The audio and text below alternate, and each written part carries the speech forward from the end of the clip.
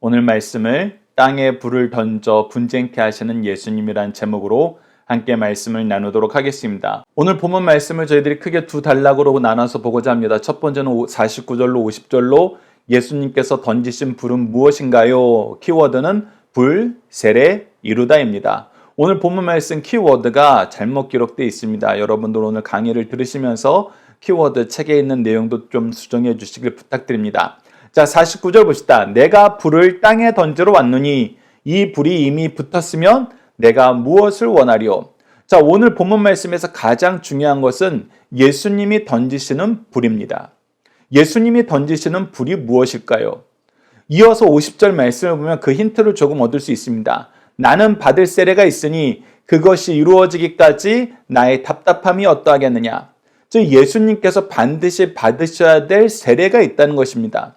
불과 이 세례의 내용이 어떻게 연결될까요? 제자들이 지금 이 말씀을 들었을 때는 굉장히 어렵고 신비스러운 말씀일 거예요. 그러나 우리는 이미 예수 그리스도께서 왜 이 땅에 오셨는지 압니다.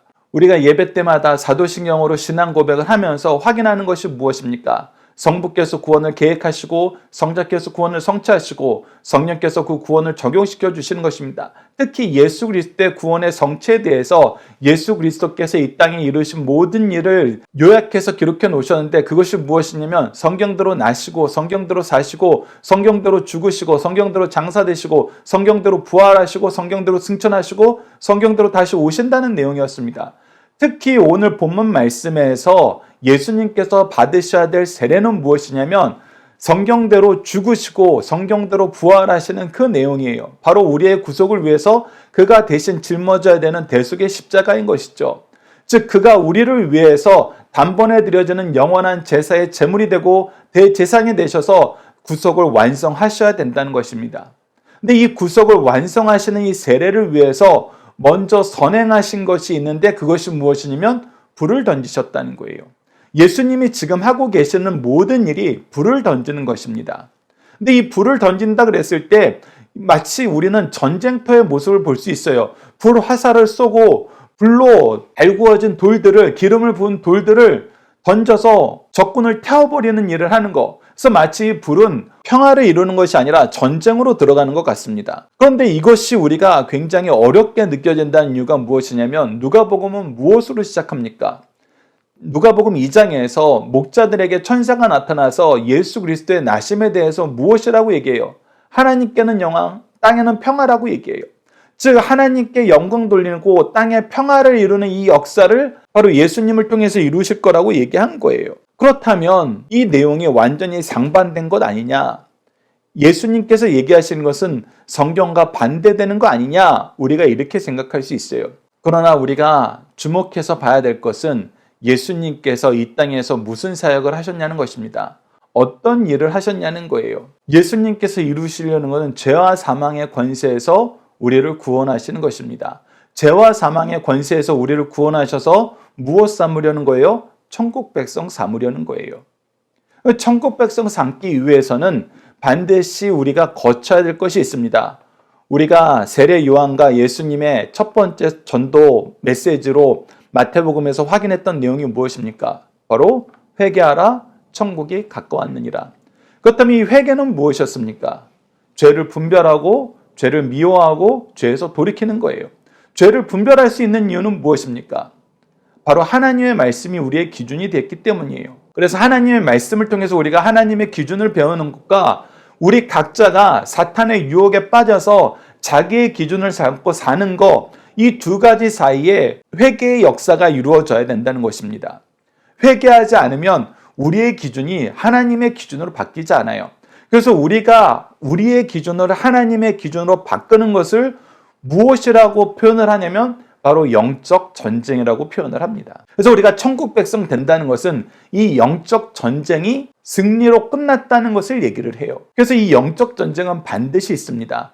예수님께서 지금 세상에 하나님의 말씀을 전하는 것은 바로 이 영적 전쟁을 수행하고 계시는 거예요.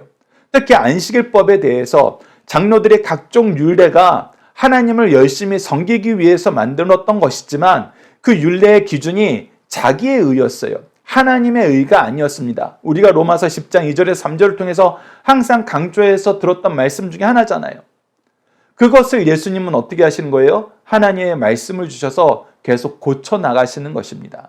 그래서 하나님 말씀이 바로 예수님께서 던지시는 불입니다. 예수님께서 받으셔야 될 세례는 무엇이냐면 하나님의 뜻대로 대속의 죽으심과 부활의 역사를 이루시는 것이죠. 그러나 이것이 아직 이루어지기 전이에요. 그렇기 때문에 예수님의 답답함이 큰 겁니다. 예수님의 어려움이 큰 거예요. 그래서 우리가 기억해야 됩니다. 예수님은 우리에게 평강의 왕으로 오셨습니다. 하지만 이 평강의 왕으로 오시기 전에 반드시 우리에게 있어야 되는 내용이 있는데 그것이 무엇이냐면 회개입니다. 이 부분 우리가 이번 주 13장 말씀, 금요일 말씀을 통해서 다시 한번 확인하게 됩니다. 이 회개의 역사로 가기 위해서는 우리가 무엇이 있어야 되냐? 영적 전쟁이 있어야 됩니다. 이 영적 전쟁은 죄의 유혹에 빠져서 각자 자기 소견에 좋은 기준을 살던 삶에서 하나님의 기준으로 돌아가는 삶을 사는 것입니다. 자, 이 내용을 우리가 함께 묵상할 말씀을 통해서 좀 더 보도록 하겠습니다. 성경에서는 분명히 예수님이 평강의 왕으로 오심을 우리를 위해서 겸손히 섬기는 삶을 사심을 보여주고 있습니다. 이사야서 9장 6절을 보시죠. 이는 한 아기가 우리에게 낳고 한 아들을 우리에게 주신 바 되었는데 그의 어깨에는 정사를 메었고 그의 이름은 기묘자라 모사라 전능하신 하나님이라 영존하신 아버지라 평강의 왕이라 할 것임이라. 평강의 왕으로 오셨어요. 마태복음 21장 5절도 보시죠. 시온 딸에게 이르기를 내 왕이 내게 임하시나니 그는 겸손하여 나귀 곧 멍에 매는 짐승의 새끼를 탓도다라 하였느니라. 아무런 힘도 없고 오직 헌신만 하는 이 겸손한 나귀를 타고 이 땅에 오시고 예루살렘에 입성하신 예수님의 모습을 구약의 성경에서 미리 예언하였고 그 예언대로 성취되던 예수님의 모습을 보여주고 있어요. 그래서 불을 던지러 오시는 예수님, 모든 것들을 불로 심판하는 예수님은 사실 우리가 상상이 잘 안 돼요. 그런데 무엇을 보면 이것이 맞음을 알아요? 죄에 대한 문제라는 걸 보면은 이 역사가 맞는지를 알아요. 불의 역사가 있어야 되는 걸 알아요. 갈라디아서 5장 17절을 보시죠. 육체의 소욕은 성령을 거스르고 성령은 육체를 거스르나니 이 둘이 서로 대적함이라 너희가 원하는 것을 하지 못하게 하려 함이니라. 네, 우리는 항상 영적 전쟁에 놓여 있습니다. 죄와 사망의 기준에서 하나님의 생명의 기준으로 바꿔가야 됩니다.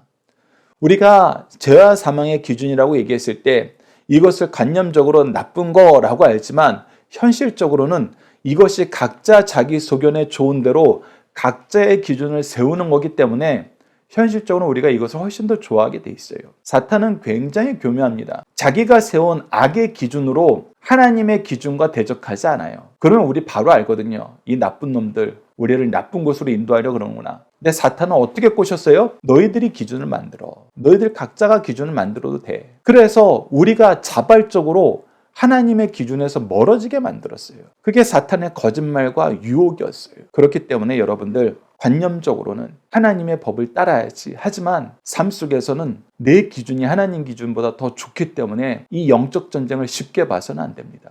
깨어있지 않으면은 우리 절대 이길 수 없어요. 말씀과 기도로 깨어 있어야 됩니다. 그래서 우리에게 하나님의 기준을 던져주는 이 말씀이 계속해서 우리의 마음속을 태워야 돼요. 우리 마음속을 태워야 됩니다. 그래서 신명기 4장 24절에 이렇게 얘기합니다. 내 하나님 여호와는 소멸하는 불이시오 질투하시는 하나님이시라. 우리가 잘못된 기준으로 가는 거, 잘못된 신을 섬기는 거, 잘못된 방법으로 예배 드리는 거 하나님은 좋아하지 않으세요. 태우세요.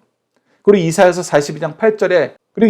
42장 8절 우리가 자주 나눈 말씀 중에 하나입니다. 나는 여호와니 이는 내 이름이라. 나는 내 영광을 다른 자에게 내 찬송을 우상에게 주지 아니하리라.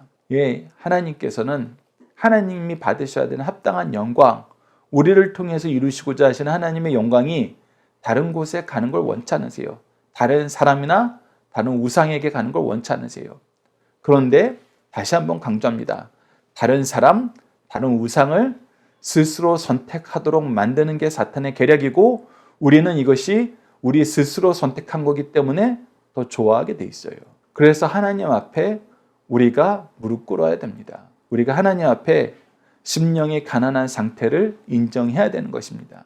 다시 한번 강조합니다. 심령이 가난한 상태라고 했을 때 이 가난한이 무슨 뜻이라고요?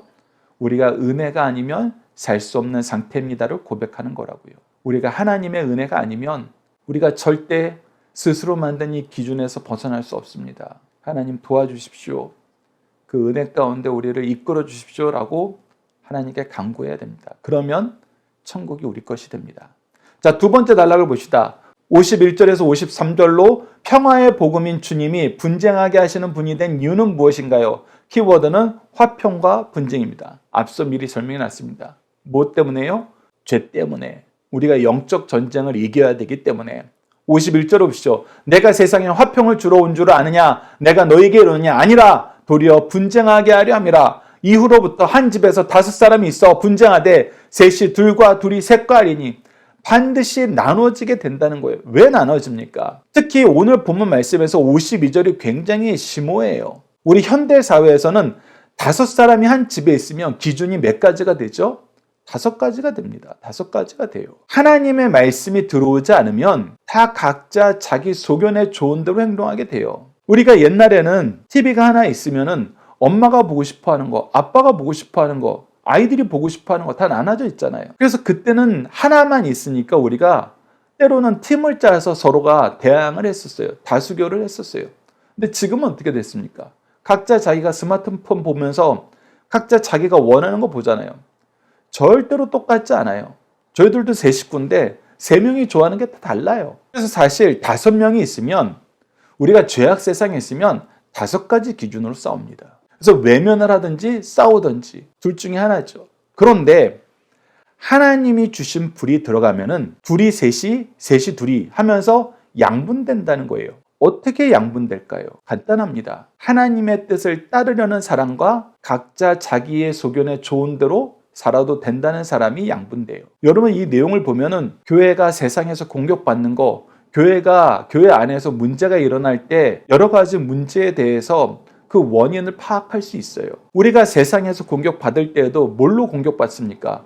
우리가 너무 일방적이라는 거예요. 너무 획일적이라는 거예요. 각자 사람들의 생각을 존중해주지 않는다는 거예요. 그래서 대부분의 싸움이 교회와 세상의 싸움이에요. 되게 신비로워요. 종교와 세상이 아니에요. 종교와 세상이면 기독교도 유교도 도교도 이슬람도 다 들어가게 돼요. 근데 대부분의 싸움이 교회와 세상의 싸움이에요. 왜 그럴까요? 교회는 철저하게 하나님 중심, 하나님 기준으로 살아야 된다고 얘기해요.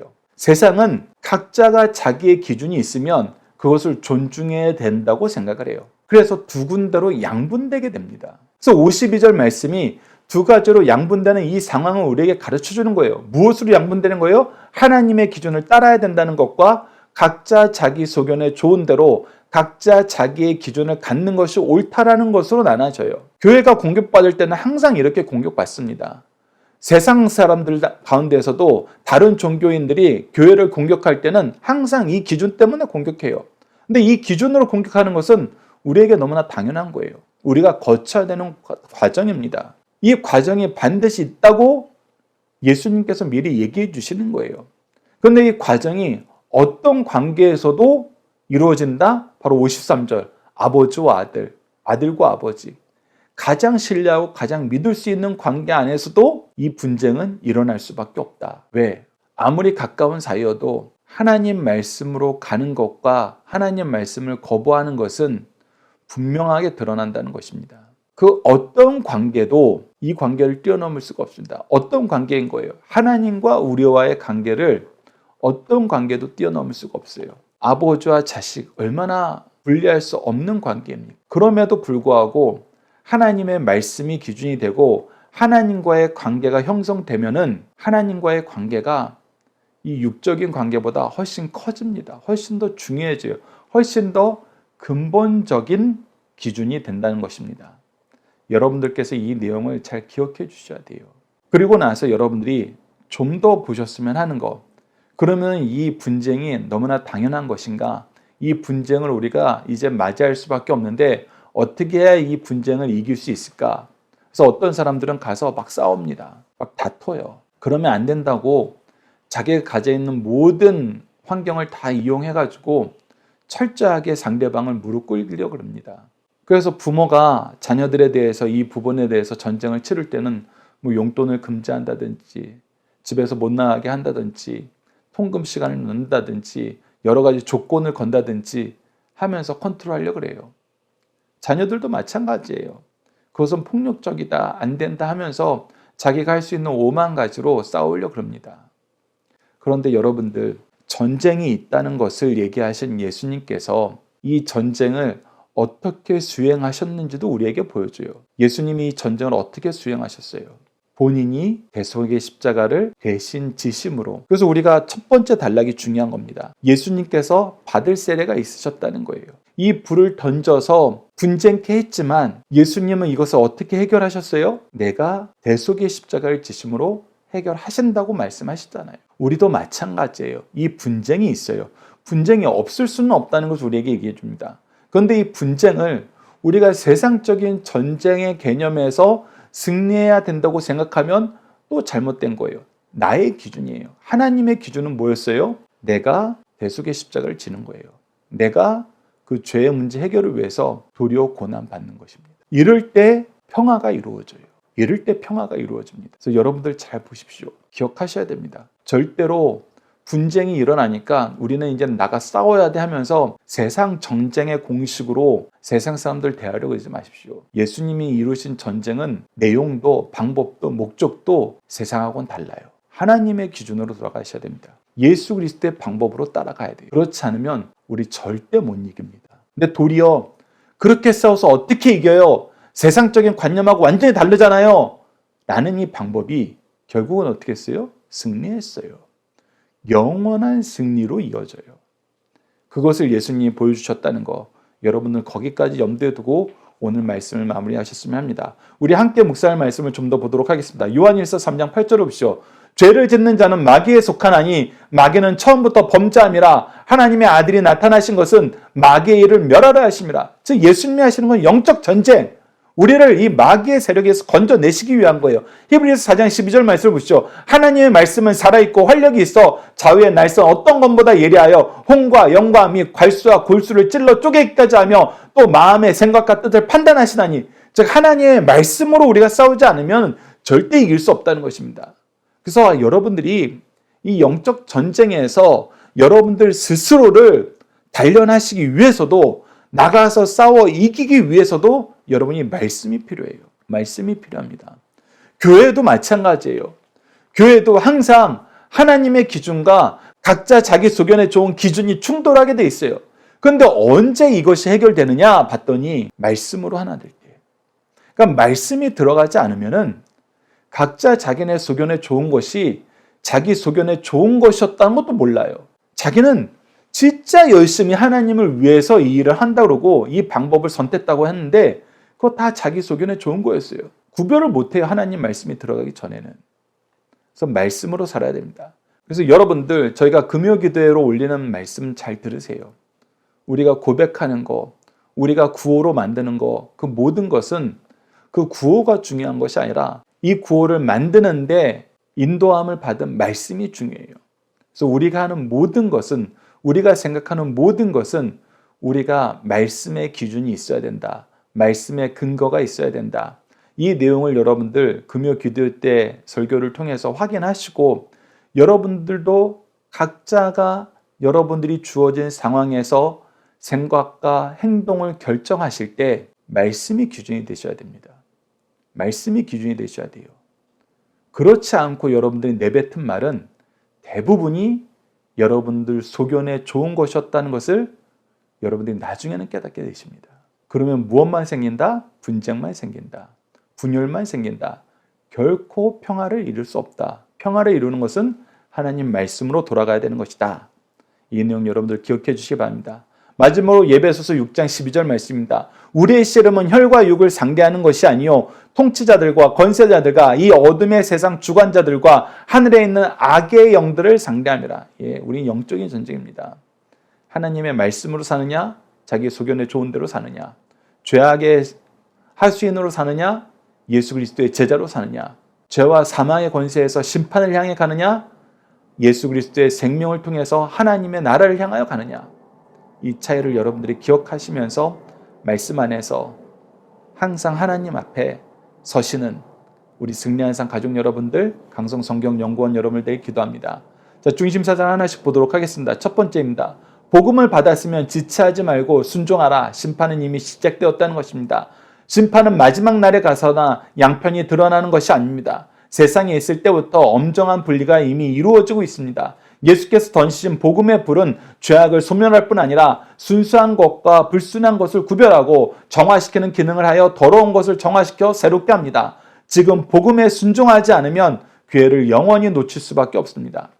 두 번째, 하나님이 주신 평화를 누리려면 희생과 헌신이 필요합니다. 유대인들은 메시아가 평화의 왕이시므로 그가 오시면 즉시 평화가 수립될 것으로 기대하고 믿어왔어요. 평화는 궁극적인 상태요. 거기에 앞서 자기 희생을 겪어야 합니다. 개인에 있어 영육은 상극이며 이 같은 원리는 사회에서도 통합니다. 진리, 말씀을 따르면 반대가 일어나고 그들에게 희생과 헌신이 필요합니다. 이때 희생과 헌신을 기피하면 그리스도의 제자답지 못한 것입니다. 그러므로 가정과 교회에 하나님이 주신 평화를 누리려면 그 누군가의 희생과 헌신이 필요하다는 사실을 우리에게 가르쳐 주시는 말씀입니다. 세 번째, 진정한 가족 사랑은 가족 모두가 예수님을 믿고 사랑하게 하는 것입니다. 예수를 믿음으로 발생하는 부모와 형제와의 분쟁은 몹시 가슴 아픈 일입니다. 탄식할 수밖에 없는 일이에요. 그러나 신앙은 분명히 지켜야 됩니다. 가정에 분쟁이 일어나는 원인이 되더라도 그 과정을 통과하지 않고서는 그 가정을 구원할 수 없어요.